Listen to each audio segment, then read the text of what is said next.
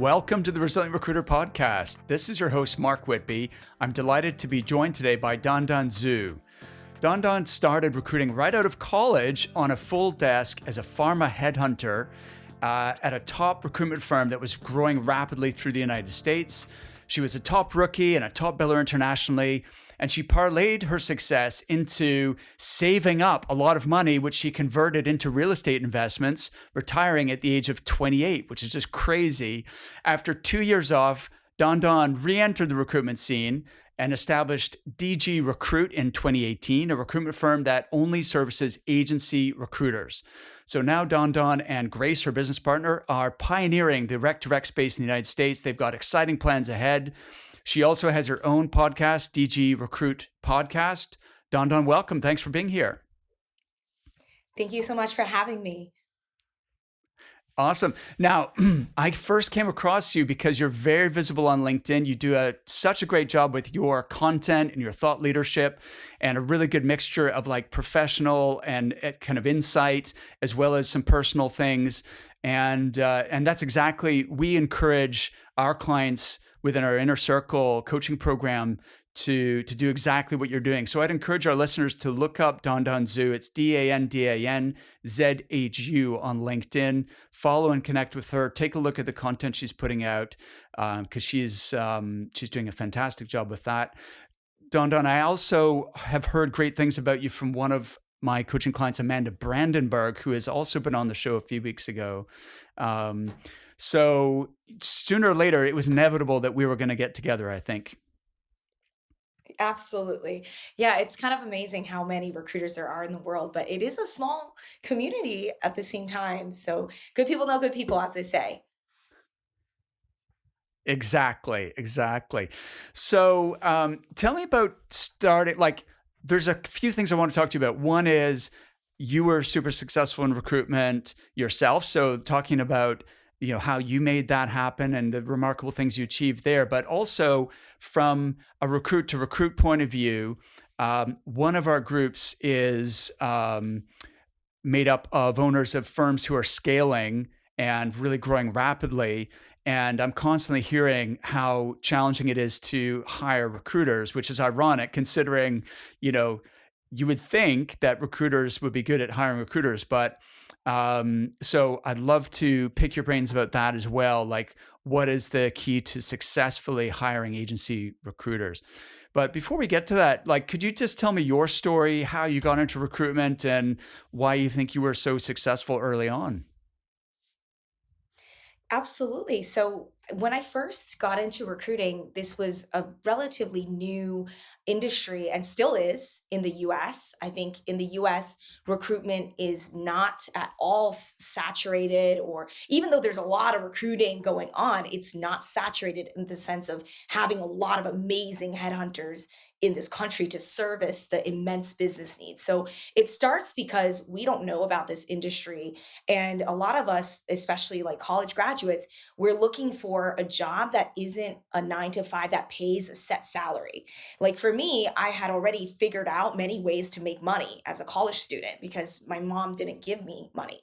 So I had to figure out all ways to like survive by myself while going to school. So I came up with all these mechanisms to make money. And then by the time I graduated, I was like, I don't want like a $50,000 job or a $60,000 job because I could just do that by bartending, by, doing any type of like hustling on eBay, right? Like selling stuff on the internet. So for me, it was like getting a job like that is a waste of my time because I'm not going to love whatever it is that $50,000 to $60,000 job is going to be. Like let's be honest, work is work. So I wanted a job that had income exponential like opportunity. I wanted to increase my income abnormally. I didn't want the eking out of like the 5%, 3%, the 6%. I wanted like massive uptick in income. And a lot of successful people did it through sales. And it was just luck, fate, what have you. The company that was hiring at the time was a massive UK agency that was just starting out in the US. And I personally wanted to live in New York. That's where a lot of really great firms go to. And I just kind of fell into their lap. They fell into my lap. They called me and was like, you wouldn't be a good candidate for finance, but you might be really good at recruiting. So I was like, awesome. This sounds kind of like a scam, but at the same time, it sounds interesting, and I want to live in New York, and you're giving us a 35K base, which is enough to like have a place to rest my head. So why not? You're 23 years old, there's nothing to lose, it's only upside, who knows? And the day I got into the business, I was like, this is insane. This business is insane. And I cannot believe it exists, right? Because my family didn't come from money, and we're immigrants, and my parents are in the hospitality sector. So I never met headhunters. I didn't know who they were. We don't have high-end executives in our family that would like let me know about this career. And once I got into it, I'm talking about day one, I was like, this is it. This is it for me. This is the path. This is what I'm going to leverage. This is way better than selling real estate, immensely better than selling financial wealth products. This is the best sales career because all it relies on is likability. And that is just so easy. All you have to do is get people to like you. And that if that's something you can do well, you're going to make a lot of money in this space. And so that was the start. That was the start of my recruiting career. And the company I worked for, they had very good training. They had very good people that had done very well. My manager especially was very good. So he gave me a lot of great tips of how to do the work. And I just worked very hard. So I worked 7 days a week. I'd come in on weekends. I'd go to work all the time. Work was my number one and all-consuming, obsessive, task. Nothing else could beat the payout of work, right? Before, I would always think, oh, I have to work a regular day job. And then on the weekends, I'd side hustle and sell stuff on the internet to make money. But when I started recruiting, I was like, I'm going to spend those weekends meeting candidates because that's what's going to make me even more money doing less work than hustling around, dragging things to the post office, right? I might as well spend those weekends making friends with the people in my industry. And that's how, I got an advantage on the candidate market, was just spending a lot more time meeting and greeting the people in my business. Wow, that's fantastic. Dandan, I can see why you're successful now because of like the enthusiasm that you and the passion and also the work ethic is insane. So, like, I feel like if anyone worked that hard and was that had that much drive and passion, then it's success is inevitable, right? So, what sort of people were you recruiting? I started off recruiting regulatory writers, which is a very niche field. And these folks do like FDA, NDA submissions like for new drugs. And so they're very, it's a very interesting demographic because it's so niche.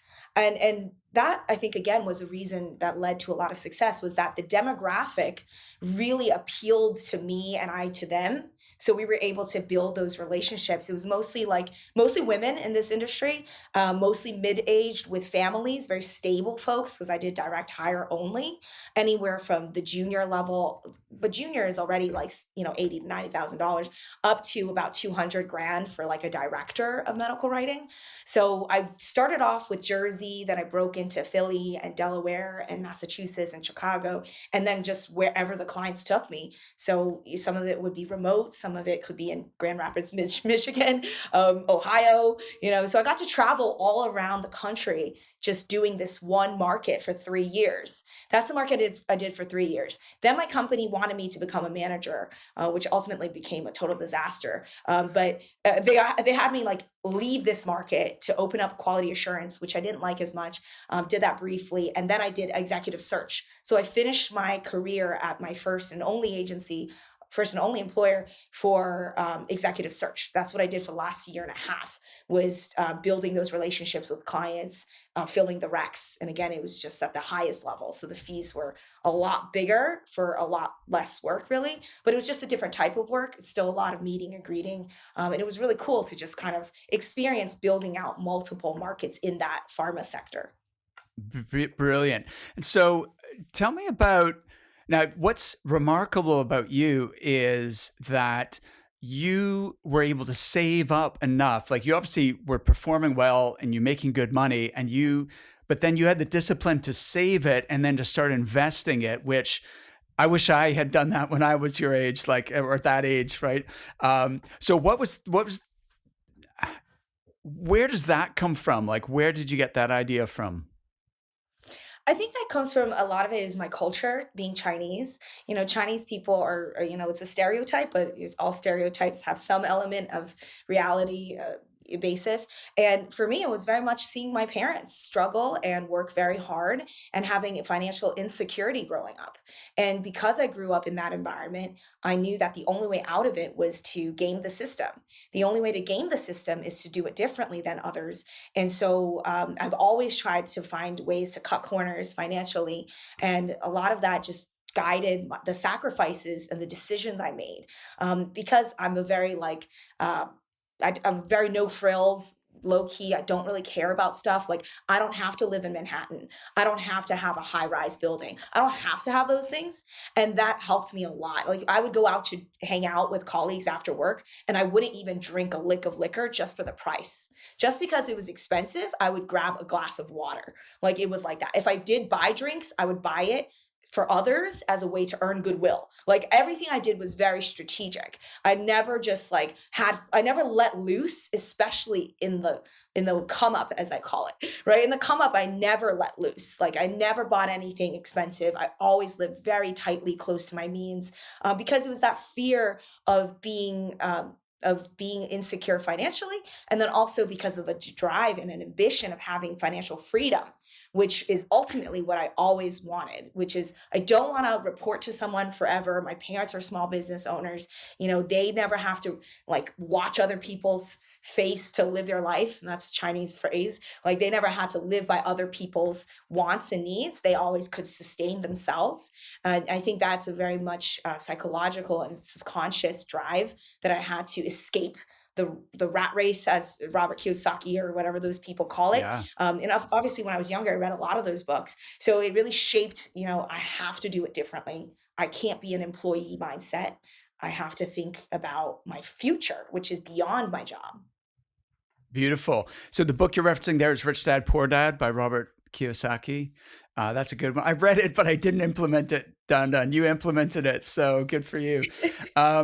So now you're on the other side. You're advising recruiters who want to progress and develop their career. So what advice, based on your experience and now in a position where you're helping recruiters to accelerate their success, what advice do you give people in terms of how be really successful at recruitment?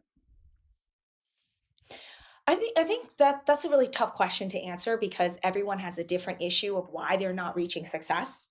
Sometimes it's a systemic issue with their business and their employer where they're just not set up to make money, whether it's a commission plan or the market that they're being given or the remit in that market that they're being given. So you see a lot of folks that work at large recruiting agency, much bigger than the one that I worked at, and that's even harder where their commission rates are like laughable. There's one very big tech recruitment agency that their junior recruiters, the first year they get $300 per placement and they have to do like 16 of them to get promoted, which is insane to me because I made $90,000 my first year, just about doing I think 10 or 11 deals. So it's insane to me that someone who's doing 16 deals could only really earn $40,000 to $45,000. That kind of makes me very sad that these agencies are basically taking advantage of their college, like, you don't know what you're doing kind of situation. And then these folks work at those agencies and it's crazy. I see them working there for 10 years and their income is like $150,000, which isn't a lot in the agency space. And it's sad to me that they're getting screwed out of their commission that badly. So I think that's part of it is this systemic commission reward isn't there. And then also the remit, the region. It's hey, you can only service this little city and you can only do these 5 verticals. And then your time is split across 5 verticals in one dinky city. And that's a limited financial gain because there just isn't enough to satisfy an ambitious person. So the saddest thing for me is seeing a go-getter waste their time and get bamboozled by their employer. And then it's also their fault though, if you think about it, because if you are a worker and you understand kind of how the business runs, at what point do you not put the 2 and 2 together and say, hey, I know I can do this. I like doing this. I'm going to do this elsewhere. That's what gets to me because a lot of recruiters who are yeah, I'm a victim of this situation. And I'm yeah, but you also know how to do simple math. And you know that there's a lot of money to be made in this, and the internet is so vast, and you could talk to other recruiting agencies easily. So I think sometimes it's also due to the individual. They personally don't want to do the work. They don't want this job ultimately. They don't enjoy it. It's a lot of work. It's a lot of kissing up to people. It's a lot of suppressing yourself and your emotions and taking people's garbage and dealing with people's emotional issues and always having to be the bigger person. That is very, very difficult, especially if you're not being paid enough to do that. So I think it's a symbiotic, negative kind of cycle that creates such a high volume of people exiting the industry every single minute of the day. Like this industry, I think, has such a high exit rate as much as it is in real estate, which honestly isn't even our true career. It's like a hustle economy. I would say, recruitment has a similar exit rate. It's insanely high because of this systemic and personal issue. But for the people who like this job and who enjoy doing it, they will usually find us and they will work with us and we will place them elsewhere because they're like, I don't want to work at a big recruiting agency. And some people are just, they want to work at big companies. They're company people. Again, this goes back to like the personal thing, personal preference. Some people just want the perks. They want the smoothies. They want the happy hours, the socializing. In recruiting, you don't get paid to do any of those things. That's only supplementing a culture. It's not why you go to work. So some people don't prioritize money at the end of the day. And the brutal reality is this job is just money. There really isn't much to it. It's not innovative. It's not exciting. It's not dynamic. I mean, the job itself is very difficult and dynamic, but this industry is it's just a service, professional service that's been around for generations, like law. Right? It's not exciting. It's not, it's fun and, lawyers like their job. I like my job, but the industry itself isn't like tech where it's like, oh, we're going to do AI today. Oh, it's not like that. It's very basic. You're kind of like processing people and clients. So I think people do also get a little bit bored with the work because again, money is not the number one driver for every single person at every single stage in their life. So Mhm. people's needs change over time as they build up their financial wherewithal and financial nest egg, which gives them other opportunities at that point to maybe do something else. It's so interesting, Don, that you worked for a UK recruitment company to start out, and this whole industry of recruit to recruit is huge over here. But you're the only person I'm aware of based in the States who does this. How did you sort of decide that you were going to go and work in you were going to recruit recruiters for other agencies? It was an accident. So at Okay. that point, I was managing my properties. I was like a landlord. All my money was tied in real estate. I mean, like 95% of my net worth was stuck in immovable, illiquid assets. And because of that, these assets, you need a certain degree of financial like inflow, just cash inflow to carry that kind of asset. And I was starting to run out. And this is because I was a young entrepreneur and things didn't go as I planned. I had all these grandiose ideas of just starting a video content business about like career coaching candidates. And I did all that, but it wasn't what I enjoyed doing. And I didn't put in the necessary time and effort to make it really a cash cow to supplement all the needs of my real estate portfolio. So at this point, I'm like calling out to the universe, like, I need to do something. Something needs to change. I have to like do something else. And very organically, people started coming to me and started saying, you should recruit recruiters. This is actually a market that exists. And that's something maybe now that you're like a free bird, you can go and do whatever you want. This could be something fun. And I was like, I have never thought about that, but it's genius because recruiting in markets and recruiting companies, like my experience, they're entirely insular, totally like isolated communities because of the clicks between like recruiters and other agencies. So like because it's so you and me versus everybody else or I against everybody else, there is very little like friendship building between competitors and very little networking with other recruiters. That's just something you don't do because it could be looked upon very unfavorably as being disloyal or just not being smart. Like, why would you need to do that? It's just something that we don't really do as an industry. So when I heard about recruiting recruiters, my friend gave me the idea. I was like, this is brilliant because it makes total sense. Like this, I could see this being a need because I myself personally had never had a headhunter represent me or work with me. And I would be the ideal candidate. And it's insane that and all my colleagues, they would be ideal candidates, but none of us had that support. And it was like, this is a market that obviously there could be something to be gained here. And that's how I got started, was like often an idea. I started putting out social media posts. Then all of my friends and other people, other new clients were like, oh, cool, you recruit recruiters. We are a recruiting agency. We need people. So it was very fast to get clients, and it was very fast for me to like hire people. And so we grew very quickly, and just started going. And it was like 2018, the market was really good. 2019 was phenomenal.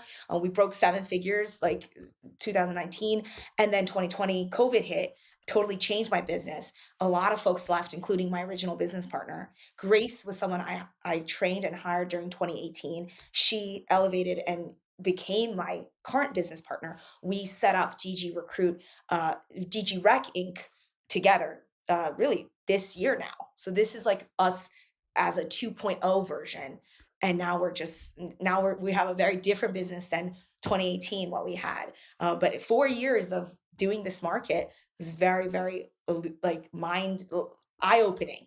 I And bet. it was just yeah, very interesting journey. But yeah, like you said, most of recruiting agencies that do this are British, and they work in the USA and they service USA clients. Mostly they service British clients that are growing out here because obviously that's where their book is. Um, but I would say again, because they're not living here, there is a big gap in terms of knowledge and the approach. But the market is big enough for everyone to kind of find their own niche within that market. Brilliant. Coincidentally, my COO, Leanne, her entire career was in recruitment to recruitment. So, like her first job out of university, same age that you got started, she joined a rec to rec agency, and then she set up her own. So she ran her own rec to rec company for 5 years before getting into the coaching business. So for sure, there's a massive demand. In fact, I'm guessing that your niche, just like many others at the moment, is very candidate driven, that you probably are more in need of candidates than clients. Um, what do what do you think are the characteristics that you look for in a great recruiter? Someone who you think is very placeable and who's going to perform for your client. I think we look at track record as Hmm. being the most, that's number one, what we look at. We look at where they're at in their career. So if there's a recruiter that's been recruiting for 5 years and every single year they're at a new agency, right away, that's a very unattractive candidate just without even having to think twice. If someone's junior, we look at where they're coming from. Like, let's say they're 8 to 12 months in the business. That's when we start wanting to build that relationship because we want to start following them in their journey. The qualities are pretty much standard. Like they have to be somewhat socially savvy. They need to be somewhat verbally adept. They have to have, decent communication skills just off the bat. But really, they have to have a deep drive for what is making them want to stay in recruitment. And that's really where people fail, is they don't have a deep desire or passion for recruitment. So this is just like a pit stop for them. So those folks are obviously not representable because we're not going to make money off of someone who wants to do that. And we don't feel comfortable selling that person to a client. We have very long term and very strong relationships with our clients where our candidates speak for us. If the candidate is not performing well, isn't driven, is very much a hassle, we don't want to even do the deal. So that's like the biggest piece, is figuring out, do they really understand what recruitment is? Do they genuinely want another recruitment job? And if so, are they a fit for our clientele? Because we don't represent large recruiting agencies. Like I said, back to what we talked about earlier in this conversation, which is, are they a big company person? If they're a big company person, That's not our clientele. We don't service like the large recruiting agencies. Those are the sites that we look to poach people from to find the one or two that are truly entrepreneurial that want to run their own business. We bring those people to our clients. So we're a niche within a niche. And because of that, we actually don't represent probably like 80 to 90% of people that we talk to. And a lot of people, they waste our time. They want to talk to you, they want to network, and then you find out a year later or 6 months later or 3 months later, they go internal. And it's just like, we kind of knew that. Like, we kind of knew you were going I that saw on direction, whatever. your Yeah. LinkedIn profile has hashtag never internal, which I liked. That was funny. I did a poll on LinkedIn recently to find out what fee percentage recruiters charge, and it confirmed what I'd learned from speaking with so many recruiters every day. The majority of recruiters are undervaluing their service and cutting their fees to become more competitive. Listen, if you want to protect your cash flow and build reserves to protect your business against whatever might happen in the future, you need to be earning more for each placement, not less. The challenge, of course, is how to increase your fees and still be competitive. iIntro has helped hundreds of recruiters to make small but critical adjustments to the way they pitch and win business, so they can win more clients who are also willing to pay higher fees. For example, one of their clients typically earned £5,000 per placement, but just a few weeks after working with iIntro, she won a new piece of business on a retainer, so in other words, she got a deposit, and her fee was an incredible £20,000, 4 times her average. If you'd like to see how iIntro can help you to grow your recruitment business and increase your average fees, just go to recruitmentcoach.com/retained and book a free consultation. There's no obligation, and if you mention that you're a listener of the Resilient Recruiter podcast, iIntro have pledged to offer you a 25% discount off any of their services. Just go to recruitmentcoach.com/retained to get started. So let me just break this down a bit because, first of all, totally get with what you're saying. All of my clients are small, medium-sized businesses as well. So those are the companies that I identify with and that I am most excited about working with. And I agree with you that like that drive, that desire is one of the most important criteria, but it's very difficult to assess. How do you actually get to the bottom of whether or not someone has that, internal drive, that self-motivation? hmm Well, there's a lot of clues that they'll drop for you because there is this thing that the candidates do where in their mind, especially when they're talking to Grace or me, they followed us, they've seen our posts, they know we talk about success, we're genuinely passionate, we live by those values, we have a zero base, we're entrepreneurs, we really believe in creating something out of nothing, we really embody these values. However, a lot of candidates they'll talk to us and they'll say they have these values, but at the end of the day, they do not do that action. They don't really realize it. And this is just something that everybody falls into, whether it's like, I'm going to lose X amount of weight or I'm going to save this amount of money. At the end of the day, very few people actually execute on those things. So those are the people that we want to find, is the people that are actually going to not just talk about it, but go out and do it. Right? There's plenty of people that pick my brain for real estate and stuff. And I'll literally give them real estate listings like, you need to check this out. This is in your area. You need to call the agent. And they won't even do that. And just the other day, they wasted an hour of my time talking about how much they were ready to do it. So a lot of it is just like this people, they have this inertia. And what we try to do is pick between what are they saying and how is that not really the case. And so like good clues are like, I don't mind agency recruiting. I don't mind going to another recruiting agency. That is not the same as I love agency recruitment. I would never go internal. I want to work at a really cool agency. Right? A lot of people say stuff like, I don't mind another agency. And what they're really saying is, I'm waiting for that perfect internal recruiting job to come. And in the meantime, I don't mind bumming around somewhere, until Now, that this day is comes. brilliant. So I don't mind. What are some other clues that you're listening for, Dandan, where you're reading between the lines based on what they're telling you, Yeah. that would Yeah. signal to you that they don't Mhm. have that real deep passion or desire to do this?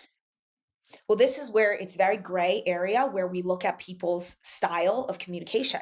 So Hmm. for me, if someone mispronounces my name straight off of the bat, I always go, that's not very smart, right? Like you kind of know who you're about to talk to, get it right. It's not that hard. And I don't take any offense to it. Mind you, I don't care. People mispronounce my name all the time and it doesn't bother me. My tenants, people that I know, they call me the wrong name for my clients. They call me the wrong name for decades. And I don't care, right? What bothers me with I'm talking to a candidate is you are a salesperson. You can't afford to mispronounce Mr. Mrs. hiring manager's name. So if you're gonna how can you just not get it right?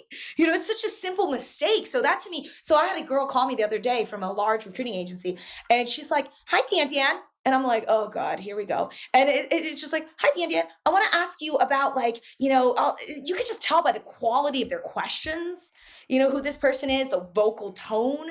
Some people talk, they have zero charisma, they ask the dumbest questions. You're just like, man, this person's just like, this person's not workable because that's how they're going to behave on a client call. They're going to ask all the wrong questions. They're going to say all the stupid things. They're going to sell themselves incorrectly. She's like, and then people make wrong assumptions. This is another big mistake. Smart salespeople never assume because you don't Absolutely. know who you're talking to. Yeah. Right. So this girl goes, oh, I think you do this, right? Correct me if I'm wrong. And I'm like, why don't you just say, hey, what do you do? I've seen a lot of your posts. What do you do? So open questioning, it's an art. You have to get it right, or else your recipient is going to really get turned off very quickly because you only get one quick moment of time to establish that rapport.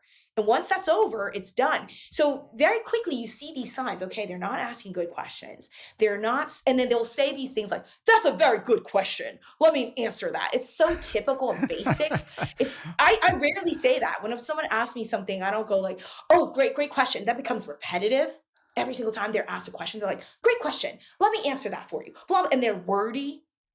The self intro is another big clue. People who just start selling themselves, it's extremely, again, lack of commercial sense, right? Like, if I'm like, oh, hey, cool. I never even asked this candidate, tell me about yourself because I don't need to know. I have their whole background. I know everything about them already. I've been doing this long enough. I know enough about them. I have very pointed questions that I need to get to so that we can figure out what's going on here, right? And the candidate will just start blindly selling themselves. And I'm like, oh, great. This is like a 2-minute monologue that I have to sit through, right? And then being a recruiter, again, So- being a recruiter, that's not what you do on the sales floor. You don't call up a right. client and go, let me talk to you for 2 minutes, Mr. Mrs. Complete Stranger, about me. You don't have that luxury. That's not what's going on a client call. And obviously, when I start asking them, oh, so you do sales? Yes, I do sales. Cool. Walk me through a client call.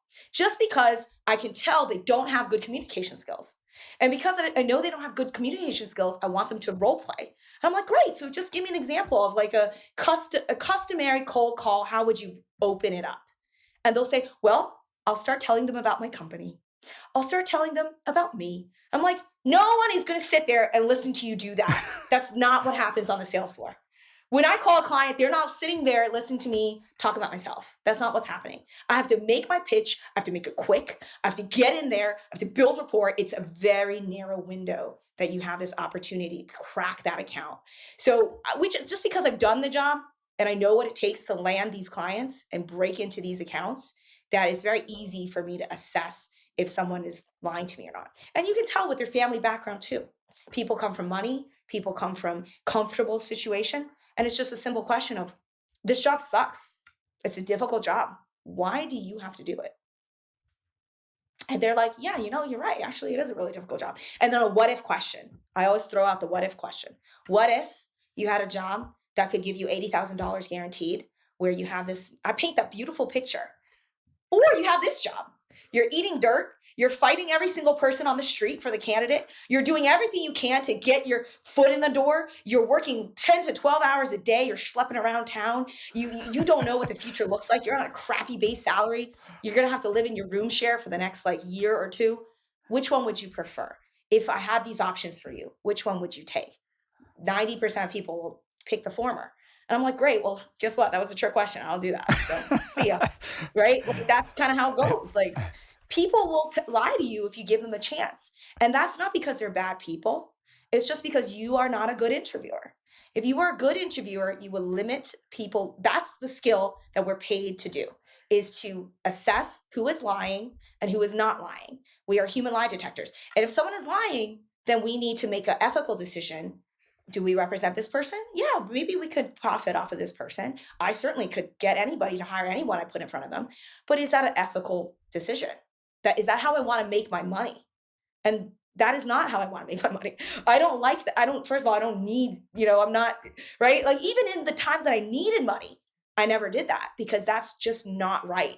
Like, if I know someone's like a horrible, horrible candidate and I know how to game the system, I wouldn't, because again, it's just going to hurt me more than it helps me, because I'm looking to stay in this business for a very long time. Exactly. I think if you have a long-term view on things, then that would be totally counterproductive, right? But as you say, if someone really only is seeing this as a stopgap and they don't have they don't aspire to do this long-term, then it's maybe easier for them to rationalize that kind of decision, unethical behavior. Yeah. Mhm. Dandan, I love the questions you're asking. I like how you do role plays during your interviews. That's cool. Any other great kind of your killer interview questions that you ask when you are recruiting recruiters? No, honestly, I just like to ask, like, I go where I see the profile, right?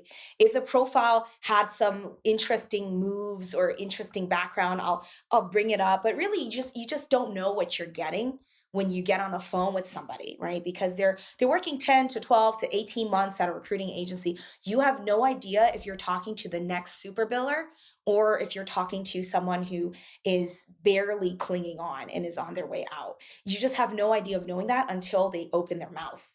So all I have to do is just get them going and seeing how they control the conversation. And very quickly, you will know who you're dealing with. So a bad call will be very short.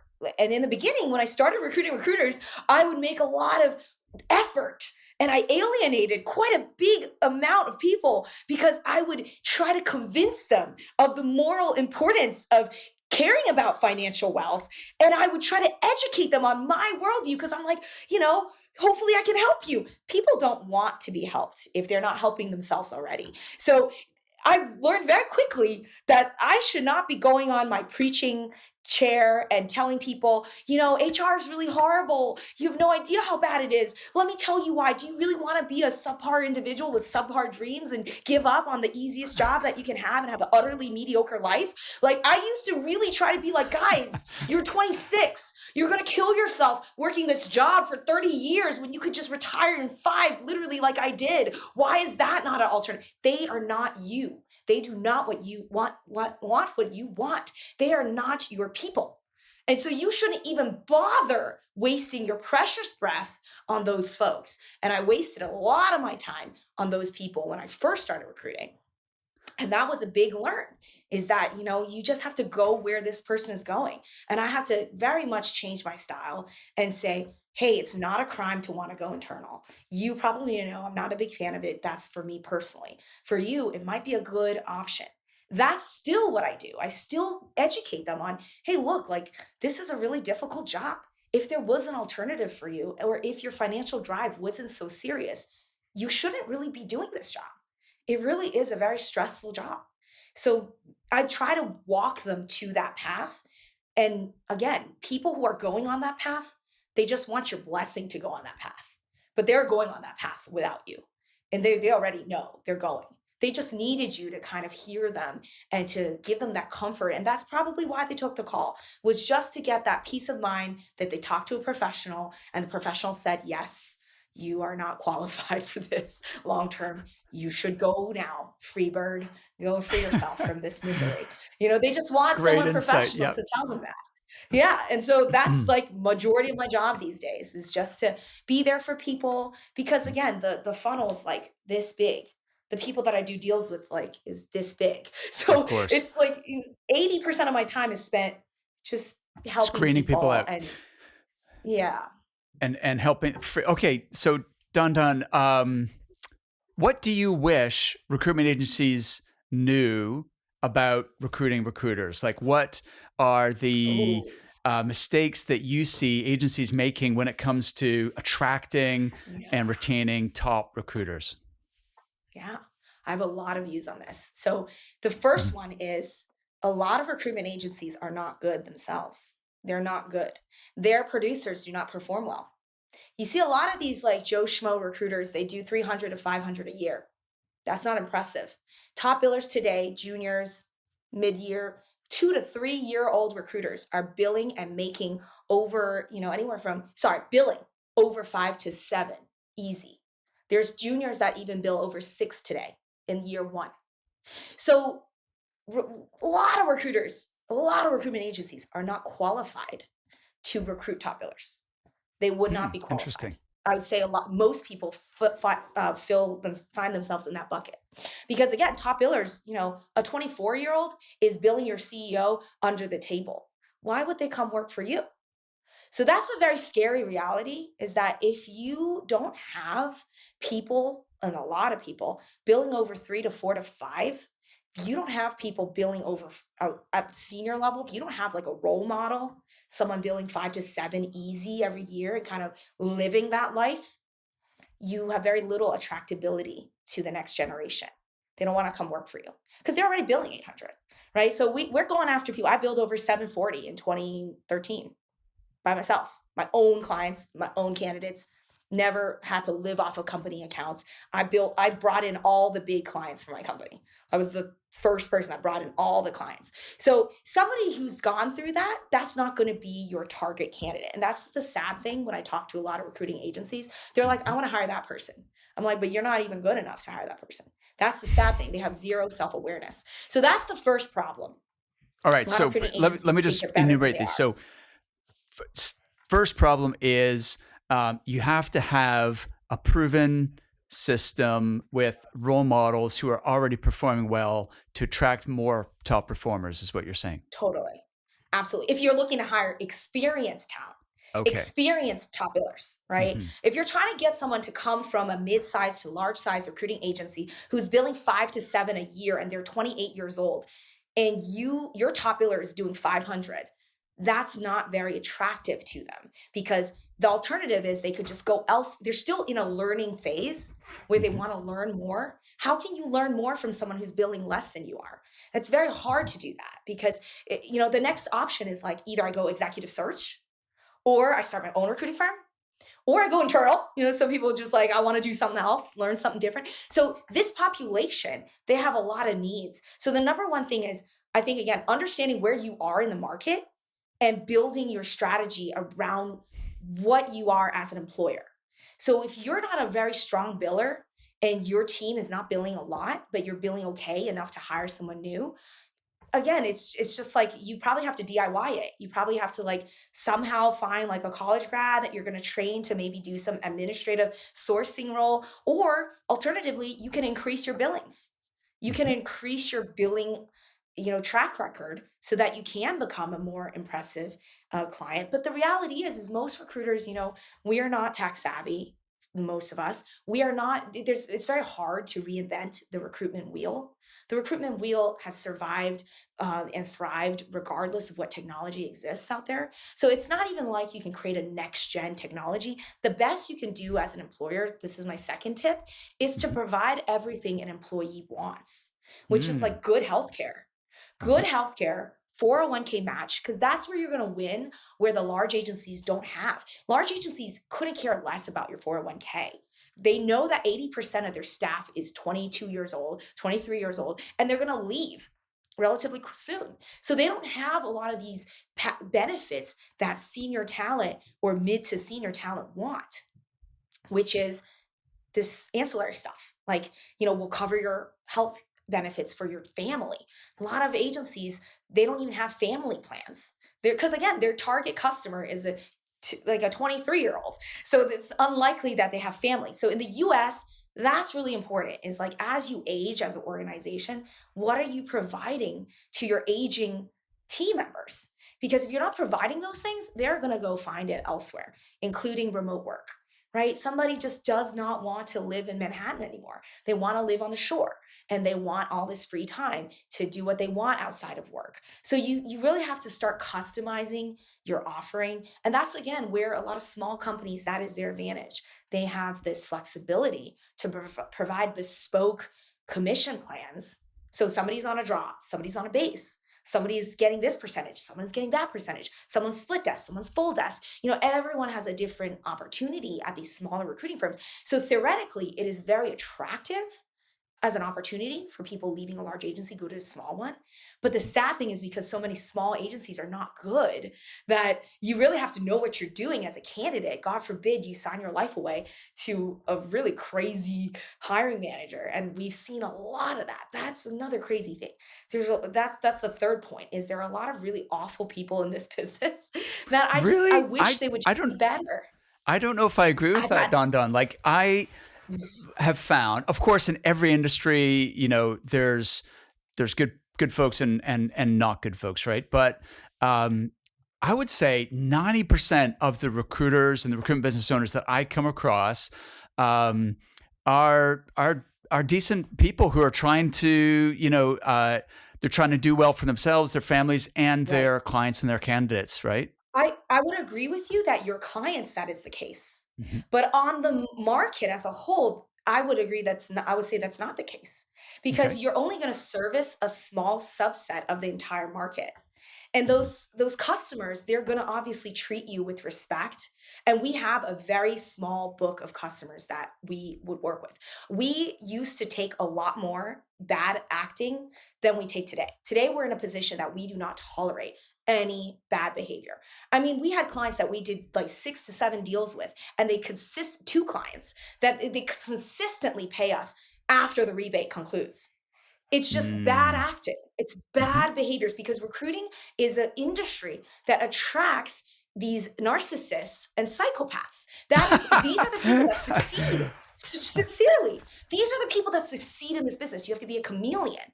So you see CEOs, doctors, lawyers, high earners. They tend to have rich people, wealthy people. They tend to have a big group of them are pretty awful people, because they don't conduct themselves. Maybe they came from money. Maybe they feel very victimized because they had to work so hard to where they got to. So you see a lot of very awful people in this industry. A lot of older people who are like 67, 50 to 60 years old. They will yell at me.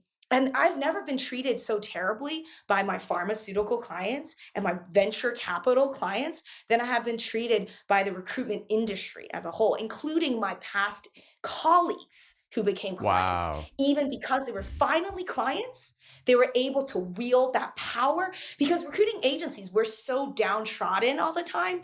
We're so downtrodden that finally it's my turn to be the abuser. I'm going to do it. And we see so much of that. We've seen clients try to steal candidates from us. We've had clients steal candidates from us. Loyal Crazy. clients steal candidates from us.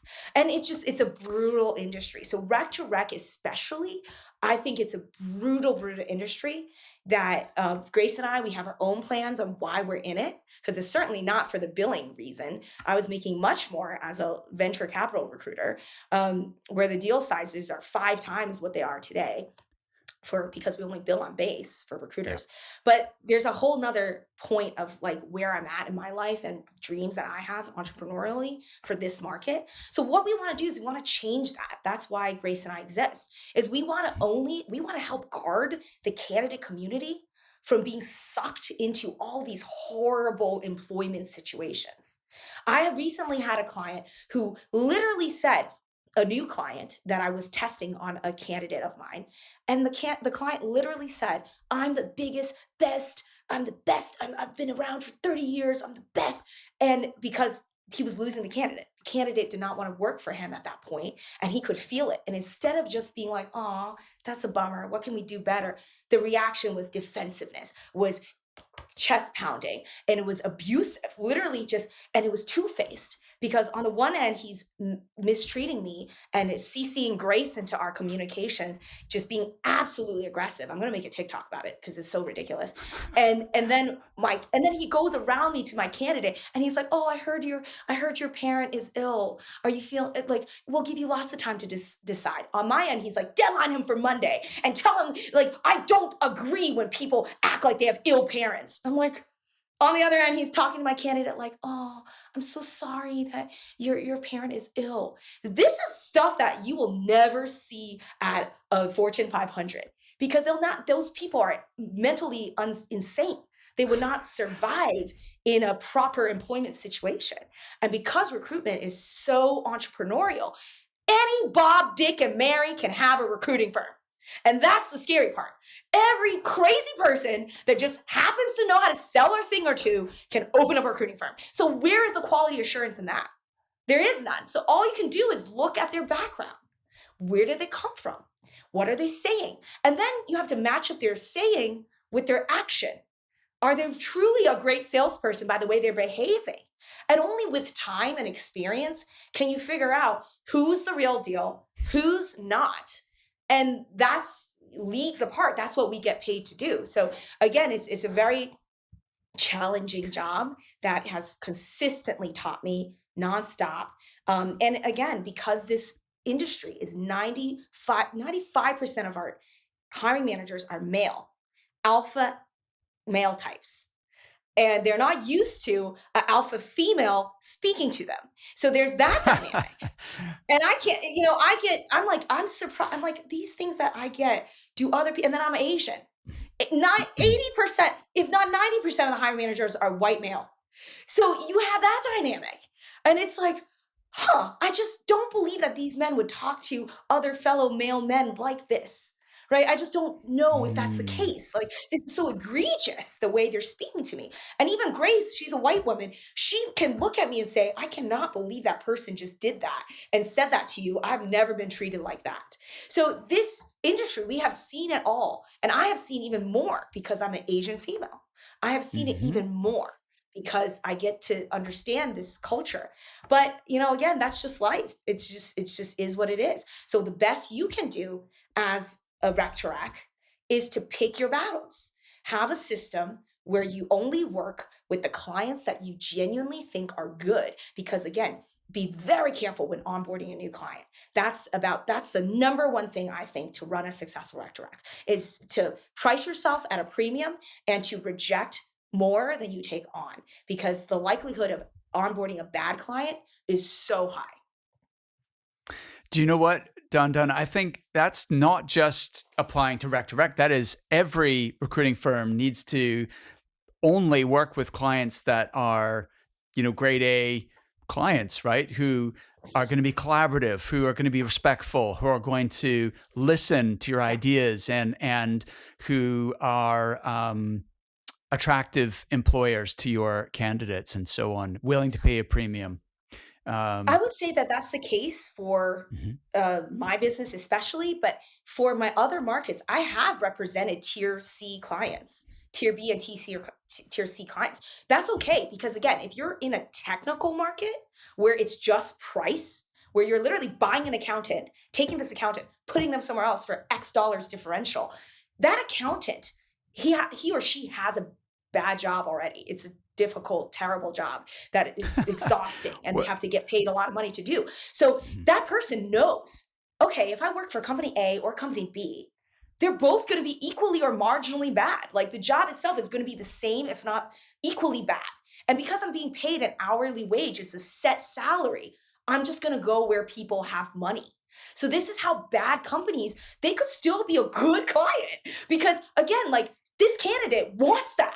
They don't care about being treated fairly. They just need 50,000 extra dollars. If you have a client that's difficult to work with, that's awful, but they pay that $50,000 and they're within driving distance for that candidate, that could work for your candidate. So I have represented tier B and tier C clients for this reason, for technical jobs, not for recruiting. Recruiting recruiters is a unique business in which you can't do that, because we're not buying this person out for them to sit on a $250K base and eat dirt all day. They're getting paid a 70 grand draw and they're not going to put up with it.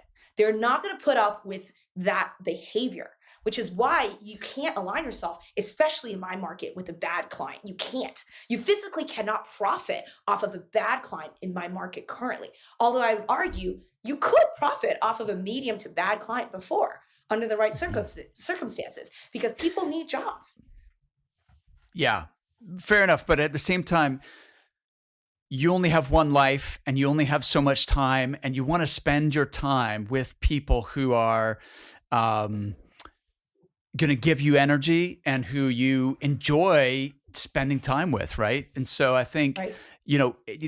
it's can I make money from this situation? This person isn't the only Right. part of the equation to me. It's I Yeah. want to But spend my time. point to, Mhm, right.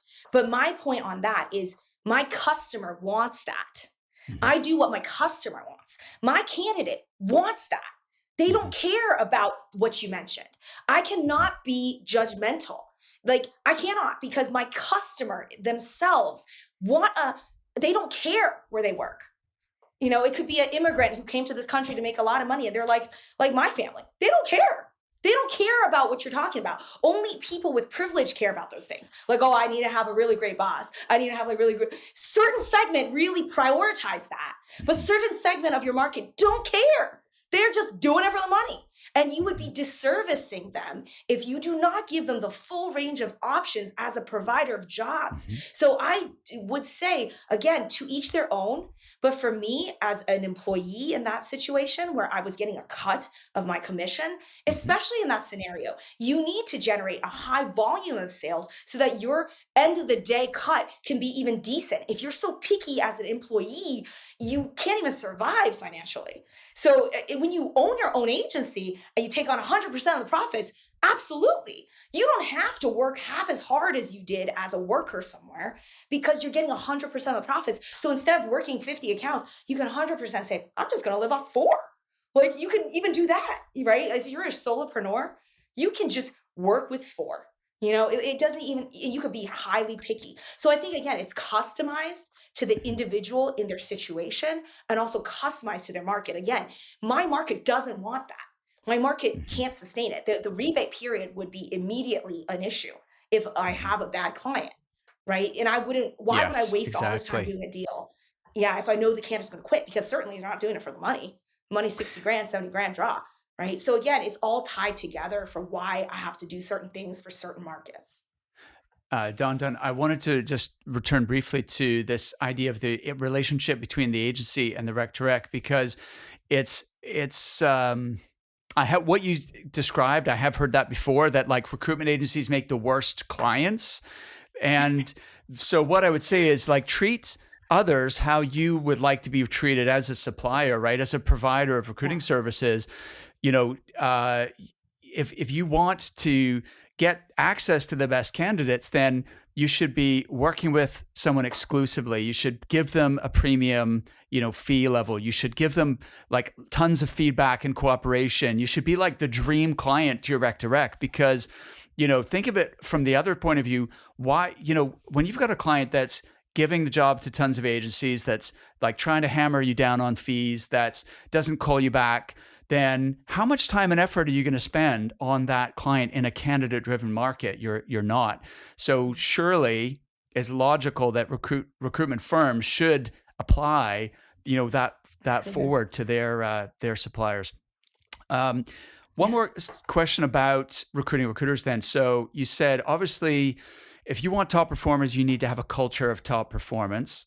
Number two, you need to provide what people actually want. And you referenced healthcare, 401k match, um, you know, um, the ability to work remotely. Those were the top three things you mentioned. There are any other really important things that companies need to offer in order to get great people? They need to have some sort of platform, right? It can't just be like, oh, you come in here and you do every single thing in the world. Because that's like, what's the difference between just running my own agency, right? You have to actually have something. Like, what do you pay for? LinkedIn Recruiter, you pay for Zoom Info. You have to have some sort of like technology offering that you're going to Mhm. pay for yourself as an Got employer, it. where the So candidate's it's like, oh, great. I can, just do my thing, right? So you need Great. to So have it's number three those is things. tools, resources, platform that giving Resources. them Yep. all everything they need in order to be super Yep. successful and make lots of money. Mhm.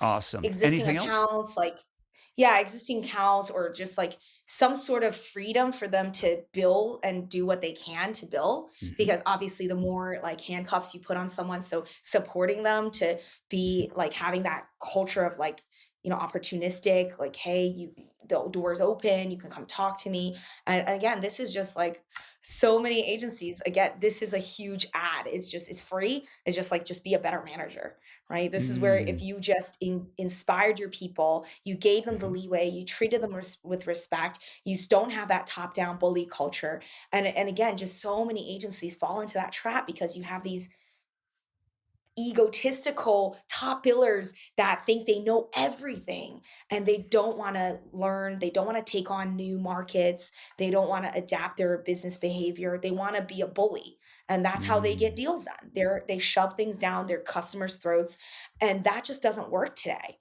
So what Mm. people want is like learning about like, how do we not do that, like a platform being that it has to be some sort of niche, some sort of advantage, Mhm. right? Like, I don't want to come work at an agency where I'm sourcing, accountants, HR people, then what's the difference between just going internal, right? Like, you just have me sitting here sourcing through like hundreds of recs. There's just the gap between me and money is like mountains, right? It has Mm. to be Mhm. close to the money. I have to be able to see the path to the money as soon as possible. And how Mhm. does your agency have that path? Where is the Mm. benefit? And how does that fall into my pocket? Right? So all of these things need to kind of marry Awesome. each other holistically.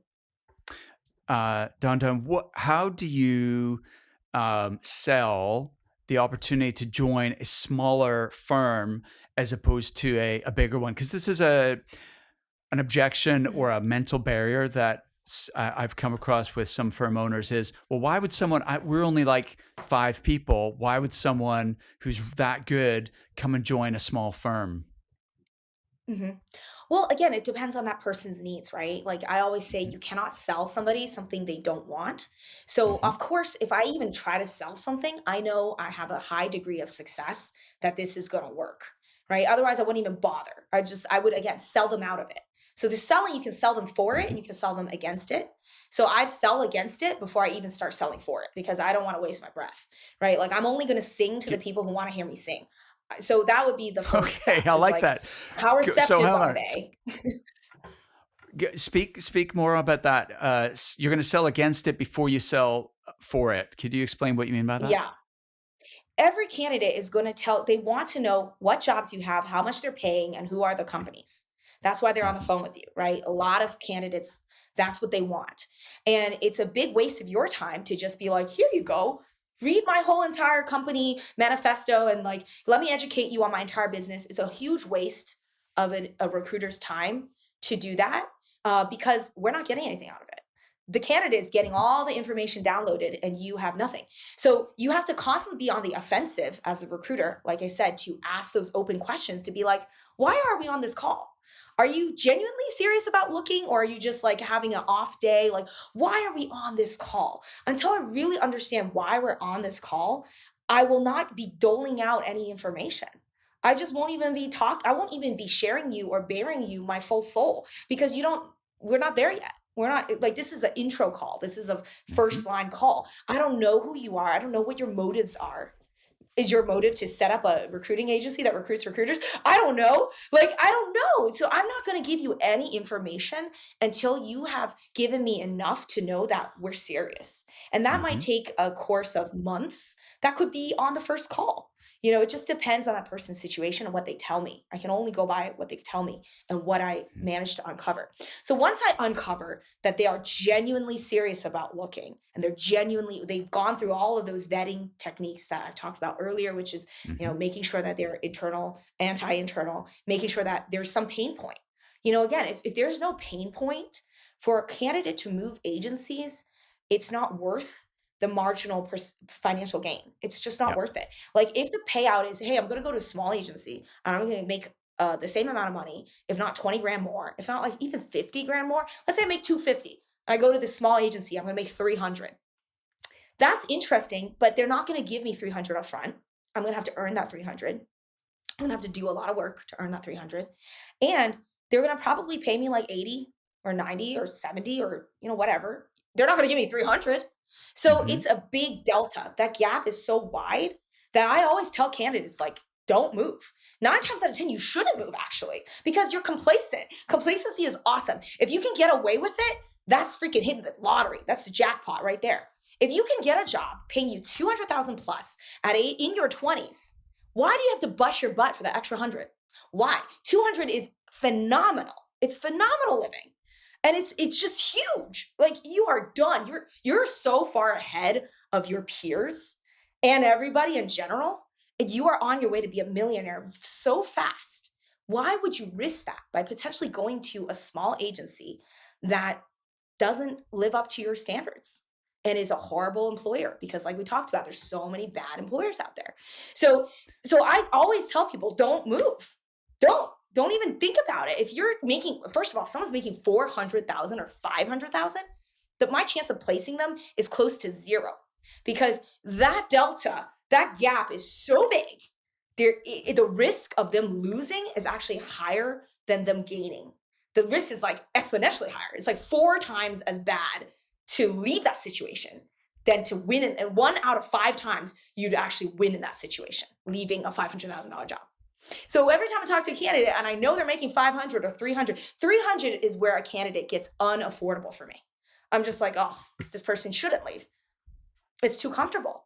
So the only time you should leave is when there's some serious pain points. Serious. I mean, like sexual harassment, negative employer, like horrible company culture, drug usage that you can't tolerate anymore, like, really bad, awful things. That's when you should leave. Otherwise, yeah, life is not perfect. Your boss could be better. Things could be better, but you're making too much money. You should just stay 9 times out of 10.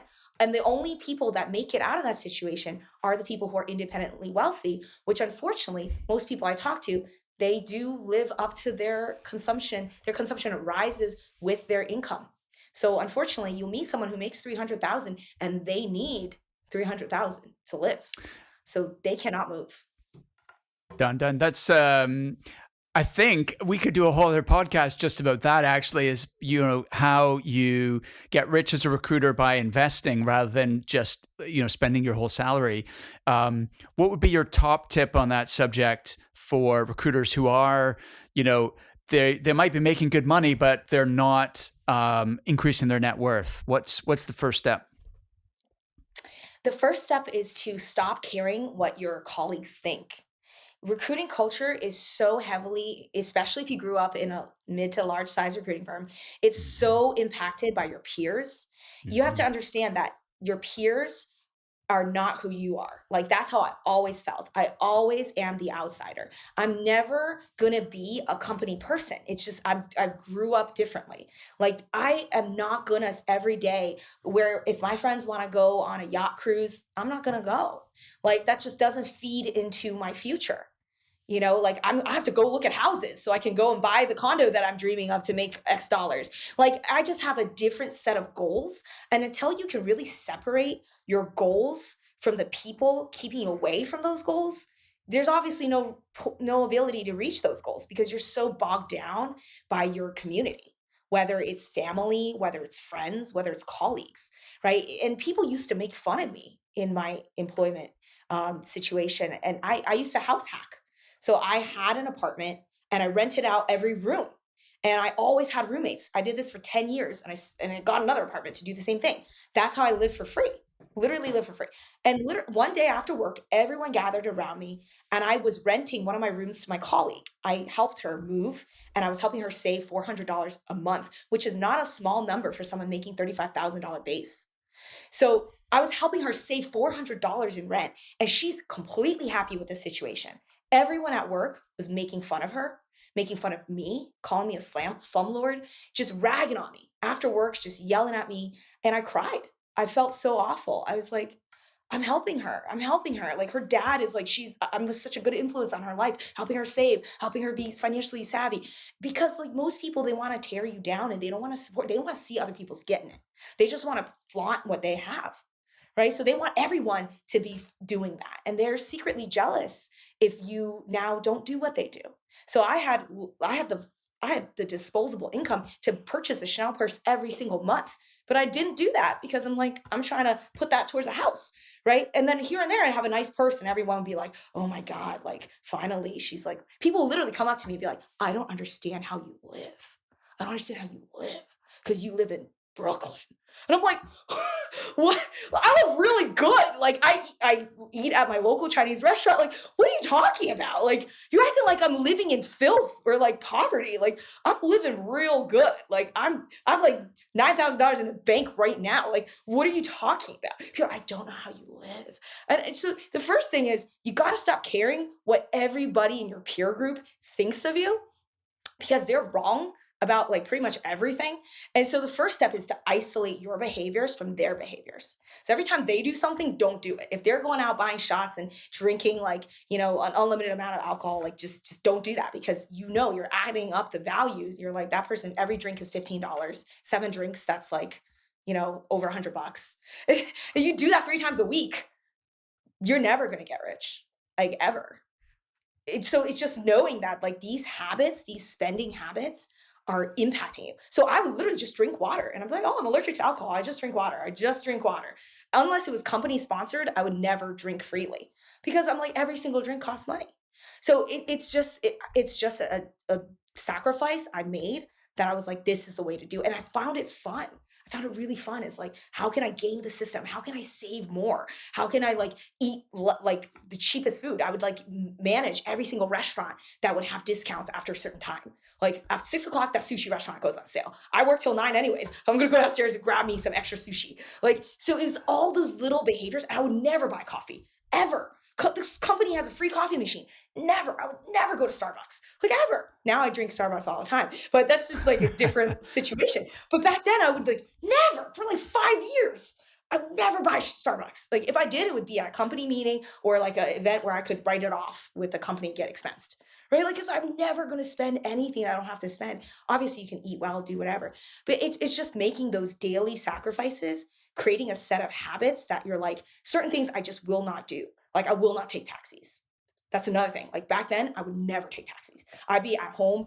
I'd be on the train at 3 a.m. going home, and I would take the public subway and like just risk it. Like whatever. Like I'm not going to take a taxi because the taxi's $40. I don't have $40. Like, so I could save even on 35K base. Like I could even have leftover because like I would have breakfast. I'd go to the Chinese place, get a $1 hot dog. That was breakfast. Lunch, like Subway sandwich. Subway sandwich, $5 foot long, cut it in half. That's lunch and dinner. Like it was like that. I would just abuse my body on fast food to cut down while I was building my nest egg. Obviously, as things got better, I didn't have to do those things. Wow, incredible. And so what's the sort of portfolio that you've put together now, Dandan? Yeah, so a lot of my stuff, I need to do like a full like calibration. I have some money in crypto, probably like 5 to 6% in crypto. I have some like random, like I have a M1 account, I have a Robinhood account. So I have some of these like robo stuff that I do. Very little, like probably like 1 to 2% is in that. I have a 401k. I don't really invest in my 401k. I'm more interested in using the money right now to put into assets. So now real estate is probably still like 80%. So I have 7 homes. I just sold one. And so now I'm going to use that to like, renovate the new one I got. So I'm going to end up this year with 3 Airbnbs. So 2 4-family Airbnbs, 1 single family Airbnb.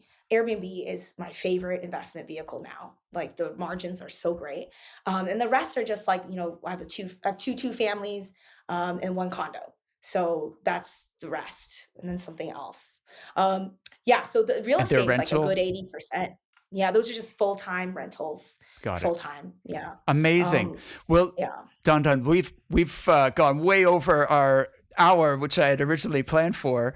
Really fun conversation, and I so many golden nuggets there. So thank you. I've really enjoyed it, and I'm looking forward to keeping in touch and getting to know you better.